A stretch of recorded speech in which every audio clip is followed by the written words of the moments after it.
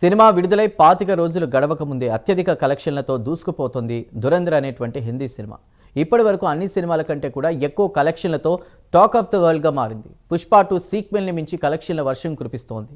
తీసుకున్నటువంటి థీమ్తో పాటు terrorism యాంగిల్కు highly empowered operation జత చేసి శత్రు శిబిరంలోనే స్పైయింగ్ చేసి ఆద్యంతో దేశభక్తిని ప్రేరేపిస్తోంది దురంధర్. అందుకే ఈ సినిమా ఇప్పుడు ప్రపంచవ్యాప్త కలెక్షన్లలో రికార్డులు బ్రేక్ చేస్తోంది.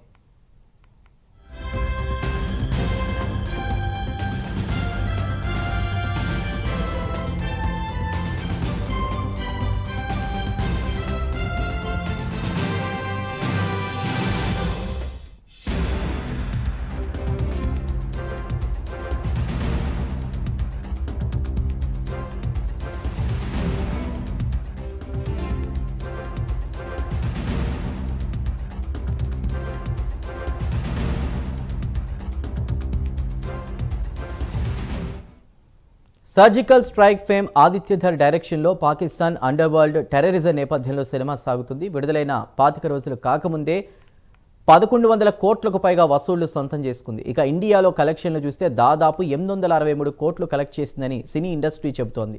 పఠాన్, కల్కి, 2898 ఏడి, పుష్ప 2 వంటి సినిమాల రికార్డులను బ్రేక్ చేయడం విశేషం.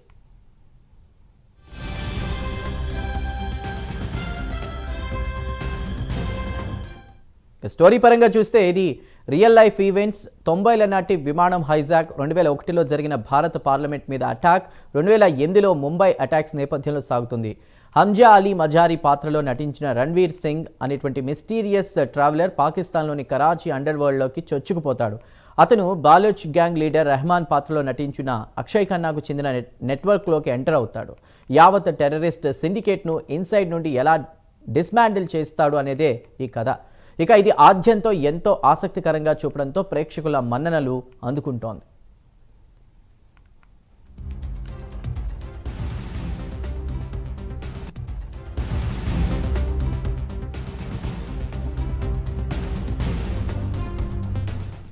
భారత్ను 1000 గాయాలతో రక్తమోడేలా చేస్తామనే బిగినింగ్ షాట్తోనే ప్రేక్షకులు సినిమాకు హుక్ అయిపోతారు.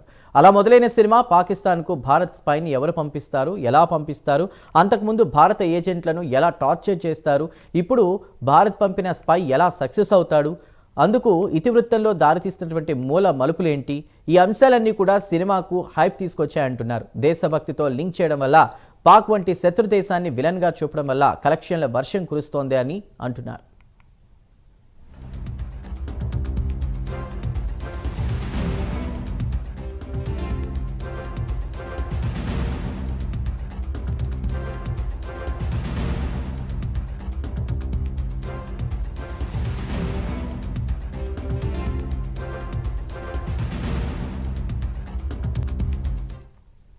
మరోవైపు social media influencer Dhruv Rathee ఈ సినిమాను ట్రోల్ చేయడం వల్లే కలెక్షన్లు పెరిగాయన్న అభిప్రాయాలు ఉన్నప్పటికీ కూడా అందులో పెద్ద నిజం లేదన్న అభిప్రాయాలు కూడా ఉన్నాయి. కానీ ధ్రువ్ చేసిన ట్రోలింగ్ కూడా దేశభక్తిని ప్రశ్నార్థకంగా మార్చడం వల్లే కలెక్షన్ల సునామీ పుట్టిందన్న వ్యాఖ్యలు వినిపిస్తున్నాయి. ఇక కథలో బలమైన మాతృభూమి సెంటిమెంట్ మాత్రమే కాకుండా కథనంలో బలం ఉందని, వాటి కాంబినేషన్కు యాక్షన్, ఎమోషన్ తోడయ్యాయని అంటున్నారు.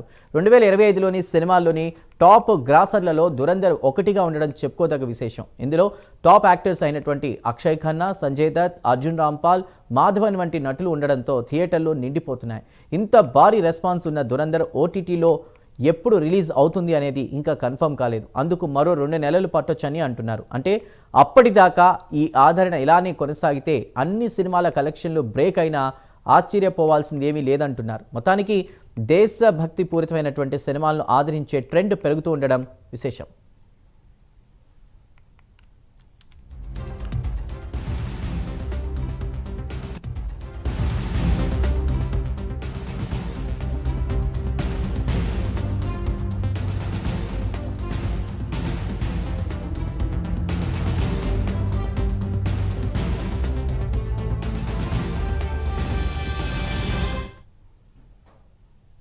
వైకుంఠ ఏకాదశికి హస్తిన ముస్తాబైంది. టీటీడీకి సంబంధించిన వెంకటేశ్వర స్వామి ఆలయంలో అన్ని ఏర్పాట్లు చేశారు. తెల్లవారుజామున 4 గంటలకు వైకుంఠ ద్వార దర్శనం ఉంటుంది. వేలాది మంది భక్తులు స్వామివారిని దర్శించుకోనున్నారు. స్వామివారి దర్శనం